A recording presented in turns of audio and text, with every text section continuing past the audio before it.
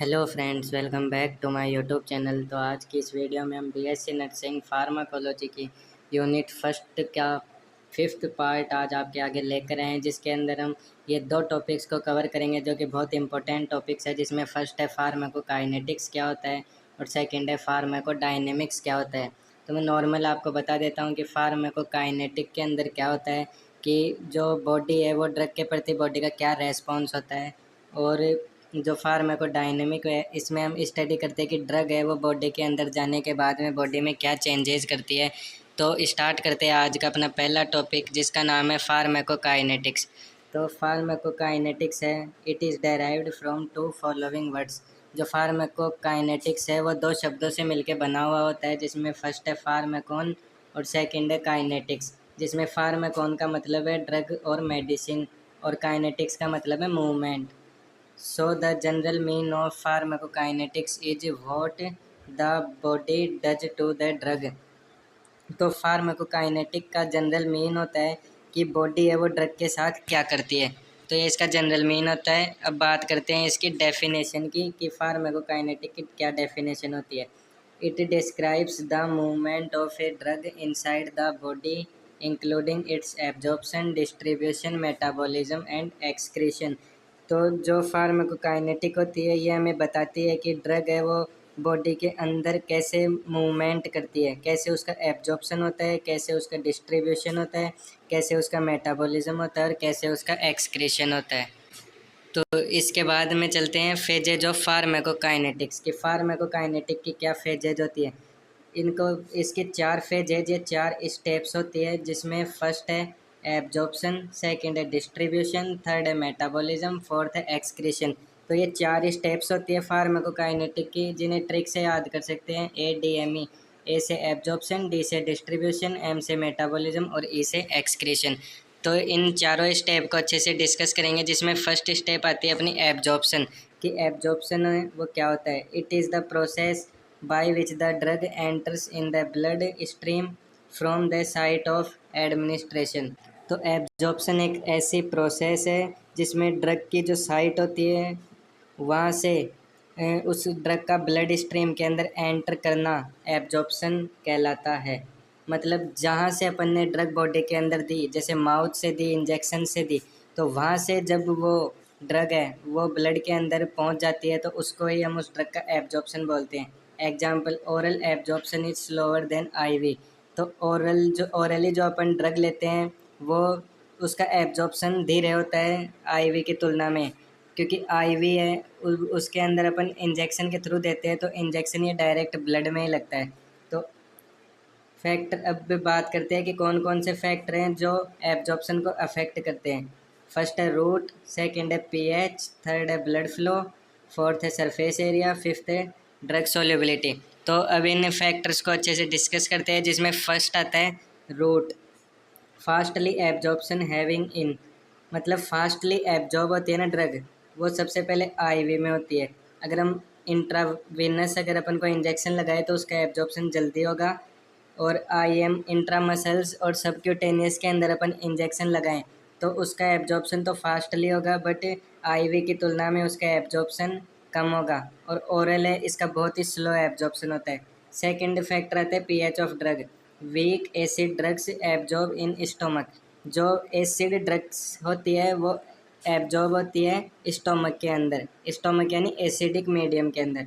और weak base drug absorb in intestine, और जो जिसके अंदर बेस की मात्रा ज़्यादा होती है वो ड्रग्स एब्जॉर्ब होती है इंटेस्टाइन के अंदर। फिर थर्ड फैक्टर आता है अपना ब्लड फ्लो। ब्लड फ्लो में high blood flow having fast absorption, example lungs and intestine. तो जहाँ पर ब्लड का फ्लो हाई होता है तो वहाँ पे जो ड्रग है उसका एब्जॉर्प्शन भी फास्ट होता है, जैसे लंग्स में और इंटेस्टाइन में।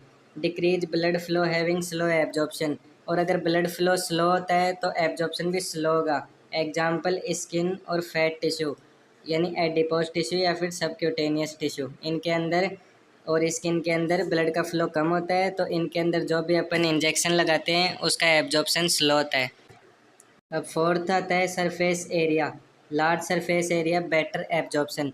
अब मान लो कोई भी ड्रग है उसको अगर ज़्यादा सरफेस एरिया मिल रहा है यानी ज़्यादा जगह मिल रही है तो तो अच्छे से वो डाइल्यूट होगी और उसका एब्जॉर्प्शन है वो भी बहुत बढ़िया होगा। उसके बाद में फिफ्थ आता है फैक्टर जो है ड्रग सोल्यूबिलिटी।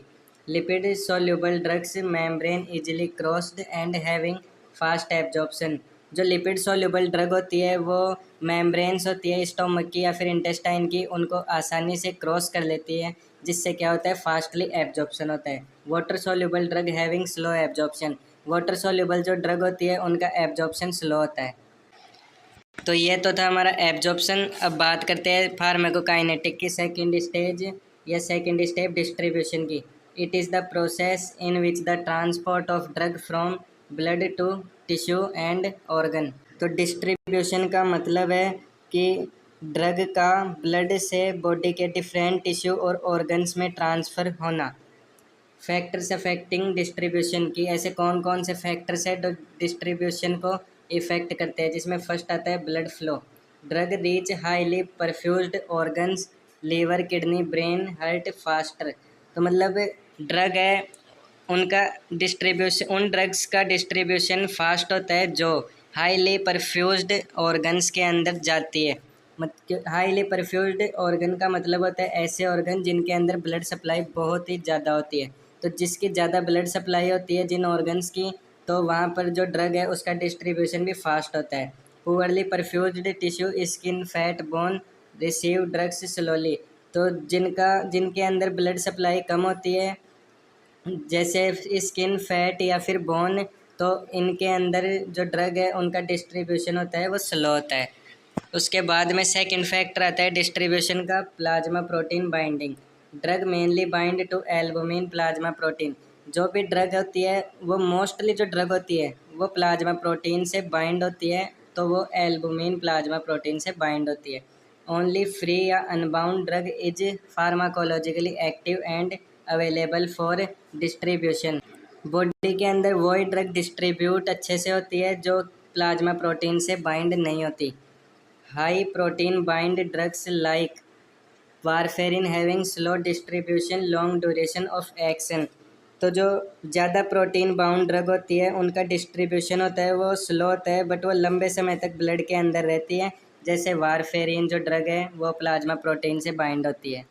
तो ये था हमारा डिस्ट्रीब्यूशन। डिस्ट्रीब्यूशन के बाद में थर्ड स्टेप आती है metabolism. Metabolism means the chemical alteration of a drug in the body mainly by the liver into metabolites that can be easily eliminated। Metabolism का मतलब है कि ड्रग का बॉडी में केमिकल चेंज होना जो कि मेनली लीवर के अंदर होता है, क्योंकि लीवर के अंदर एंजाइम अधिकतर प्रेजेंट होते हैं जो क्या करते हैं ड्रग है उसको उसके मेटाबोलाइट्स के अंदर तोड़ देते हैं। It is also known as biotransformation. Metabolism को बायो ट्रांसफॉर्मेशन के नाम से भी जाना जाता है। अब बात करते हैं मेटाबॉलिज्म के क्या क्या पर्पज होते हैं। पर्पज कौन कौन से थे? Convert lipid soluble drug into water soluble drug. जो भी लिपिड सोल्यूबल ड्रग है उनको वाटर सोल्यूबल ड्रग मेटाबोलाइट्स के अंदर लीवर है उसको कन्वर्ट करता है, जिससे क्या होता है help in excretion via urine.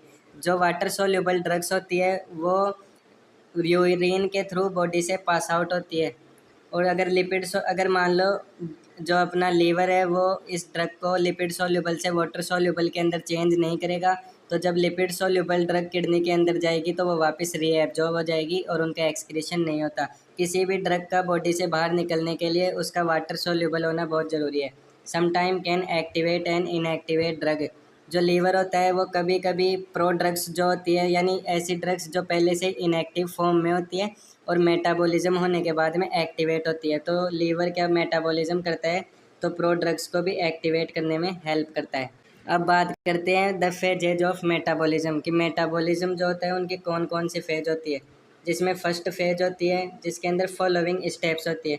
First है ऑक्सीडेशन, सेकेंड है रिडक्शन, थर्ड है हाइड्रोलाइसिस। जो फेज फर्स्ट होती है इसके अंदर जो ड्रग है उसकी स्ट्रक्चर है उसको थोड़ा सा मॉडिफाई करता है लीवर, यानी उस ड्रग के अंदर थोड़े बहुत चेंजेज करता है।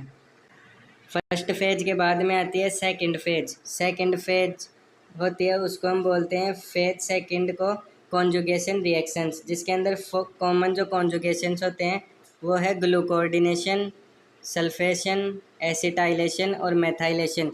ये चार कॉन्जुगेशंस होते हैं वो प्रेजेंट होते हैं फेज सेकंड के अंदर। तो ये थी मेटाबॉलिज्म की फेजेस। अब बात करते हैं फैक्टर्स अफेक्टिंग मेटाबॉलिज्म की। ऐसे कौन कौन से फैक्टर्स हैं जो मेटाबॉलिज्म उसको अफेक्ट करते हैं, जिसमें फर्स्ट है एज, सेकंड है जेनेटिक्स, थर्ड है लीवर डिजीज, फोर्थ है एंजाइम इंडक्शन, फिफ्थ है एंजाइम इनहिबिशन और सिक्स्थ है न्यूट्रिशन। अब बात करते हैं एज की कि एज है वो मेटाबॉलिज्म को कैसे अफेक्ट करती है। मान लो अगर कोई भी न्यूबॉर्न है, छोटा बेबी है, तो उसका जो लीवर होता है वो इमेच्योर होता है, जो क्या करता है, ड्रग है उसको आसानी से मेटाबोलाइज नहीं कर पाता है। और ओल्ड एज होती है, तो ओल्ड एज के अंदर क्या होता है कि जो ओल्ड एज का पर्सन होता है उसके अंदर लीवर के एंजाइम जो होते हैं उनकी काउंट है वो कम हो जाती है, जिससे वो मेटाबॉलिज्म नहीं कर पाते किसी भी ड्रग का। सेकंड है जेनेटिक फैक्टर, मतलब कुछ इसका एग्जांपल में मान लो जैसे कुछ लोग हैं जिनके लीवर के अंदर एंजाइम की कमी होती है शुरू से ही। थर्ड है लीवर डिजीज। लीवर डिजीज के अंदर जैसे हिपेटाइटिस है या लीवर सिरोसिस है, इस इनके अंदर मेटाबॉलिज्म है वो स्लो हो जाता है। फोर्थ है एंजाइम इंडक्शन। एंजाइम इंडक्शन में जैसे कोई भी ड्रग्स है, जैसे मान लो रिफाम्पिसिन है, तो वो जो लीवर के एंजाइम है उनको एक्टिवेट कर देती है, बहुत ज़्यादा एक्टिवेट कर देती है, जिससे क्या होता है जो ड्रग है वो बहुत ज़्यादा मेटाबोलाइज हो जाती है, जिससे उसका इफेक्ट कम शो होता है। फिफ्थ है एंजाइम इनहिबिशन। अब लीवर के अंदर पहले से ही एंजाइम है या ऐसी कोई ड्रग ले ली जो लीवर के एंजाइम है उसको इनहिबिट कर दे, तो ड्रग का मेटाबॉलिज्म अच्छे से नहीं होता है। फिर सिक्स आता है न्यूट्रिशन। कोई भी पेशेंट है वो माल न्यूट्रिस्ड है या कुपोषित है, तो उसके अंदर भी मेटाबॉलिज्म होता है वो स्लो होता है। तो ये था हमारा मेटाबॉलिज्म। उसके बाद में लास्ट स्टेप आती है फार्माकोकाइनेटिक की, वो है excretion. Excretion means the process of removing drugs and their metabolites from the body. तो एक्सक्रीशन का मतलब है ड्रग और उसके जो मेटाबोलाइट्स होते हैं उनको बॉडी से बाहर निकालना या बॉडी से बाहर पास आउट करना। It is the last step of pharmacokinetics after absorption, distribution and metabolism. जो एक्सक्रीशन है वो लास्ट स्टेप है फार्माकोकाइनेटिक्स की, एब्जॉर्प्शन, डिस्ट्रीब्यूशन और मेटाबॉलिज्म के बाद में। जो मेन एक्सक्रीटरी सिस्टम्स होते हैं, यानी ऐसी बॉडी के जो और ऐसे सिस्टम जो एक्सक्रीशन करने में हेल्प करते हैं, जिसमें फर्स्ट आता है किडनी, सेकंड है लंग्स, स्वेटिंग के थ्रू भी, अपना पसीने के थ्रू भी अपनी ड्रग बाहर निकलती है, और एक है ब्रेस्ट मिल्क। ये था हमारा फार्माकोकाइनेटिक्स। अब बात करते हैं फार्माकोडायनेमिक्स की। फार्माकोडायनेमिक्स क्या होता है? It is derived from two following word. जो फार्माकोकाइनेटिक है वो दो शब्दों से मिलके फार्माकोडायनेमिक है वो दो शब्दों से मिलके बना हुआ होता है, जिसमें फर्स्ट है फार्माकोन, सेकंड है डायनेमिक। फार्माकोन का मतलब होता है ड्रग या मेडिसिन, और डायनेमिक का मतलब होता है action. So the general mean of pharmacodynamic is what the drug does to the body.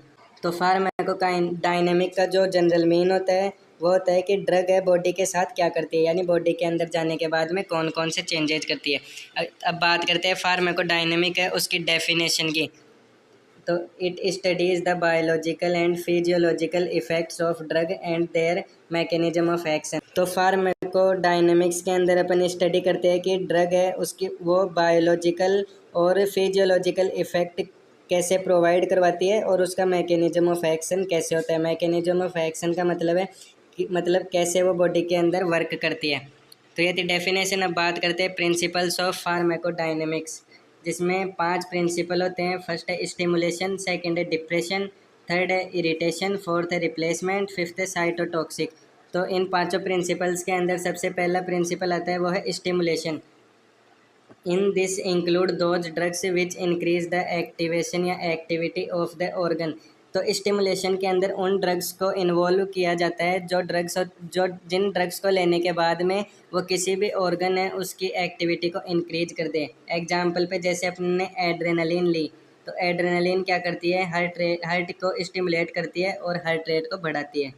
Second principal है depression, those drugs which decrease the activity of an organ. इसके अंदर वो ड्रग्स इंक्लूड की जाती है जो किसी भी ऑर्गन की एक्टिविटी को कम कर दे। एग्जाम्पल में बारबिचुरेट डिप्रेस सीएनएस। जो बारबिचुरेट ड्रग्स होती है वो अपने नर्वस सिस्टम को डिप्रेस कर देती है। फिर डिप्रेशन के बाद में थर्ड प्रिंसिपल आता है इरिटेशन। इरिटेशन क्या होता है? Those drugs which irritate the mucous membrane. तो इरिटेशन के अंदर उन ड्रग्स को इन्वॉल्व किया जाता है जो म्यूकस मेम्ब्रेन होती है बॉडी के अंदर उसको इरिटेट करे। Example emetics. इमेटिक्स जो ड्रग होती है वो स्टोमक की म्यूकस मेम्ब्रेन को इरिटेट करती है, जिससे क्या होता है वोमिटिंग प्रोड्यूस होती है। फोर्थ प्रिंसिपल आता है replacement, those drugs which help to fulfil the body requirement. इसके अंदर वो ड्रग्स को इन्वॉल्व करते हैं जो ड्रग है अगर अपनी बॉडी में पहले से किसी चीज़ की कमी है तो उसको फुलफिल कर दे। एग्जाम्पल में विटामिन सप्लीमेंट्स, अगर अपन विटामिन सप्लीमेंट्स लेते हैं तो जो बॉडी के अंदर विटामिन की कमी होती है उसको फुलफिल किया जा सकता है।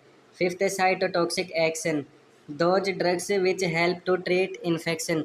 तो साइटोटॉक्सिक एक्शन के अंदर वो ड्रग्स आती है जो किसी भी इन्फेक्शन को ट्रीट करने में हेल्प करती है, जैसे कि एंटीबायोटिक्स हो गई। तो ये थे फार्माकोडायनेमिक के कुछ प्रिंसिपल्स। अब बात करते हैं फार्माकोडायनेमिक में mechanism of action. Mechanism of action का सीधा सा मतलब है कि ड्रग है वो बॉडी के अंदर कैसे काम करती है, जिसमें दो टाइप के होते हैं मैकेनिज्म ऑफ एक्शन। एक तो नॉन रिसेप्टार मीडिएटेड और एक होता है रिसेप्टार मीडिएटेड।